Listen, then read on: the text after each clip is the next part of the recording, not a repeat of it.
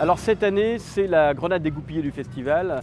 C'est un objet filmique non identifié. Ça s'appelle Carlos, ça dure 5h30. Ça a coûté 15 millions d'euros. C'est Olivier Assayas qui réalise cet énorme film de 5h30 sur la destinée en fait, du personnage d'Illich Ramirez Sanchez, dit Carlos, le terroriste en fait, le plus connu et le plus chassé de la planète dans les années 70, 80, 90.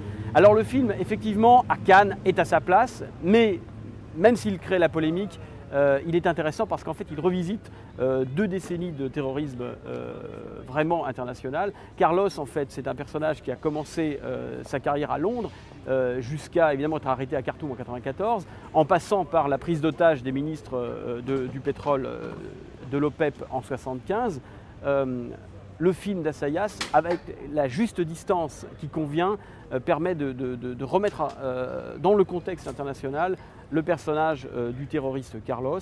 On n'a pas d'empathie pour lui, on le suit néanmoins dans sa destinée, dans sa tragique destinée.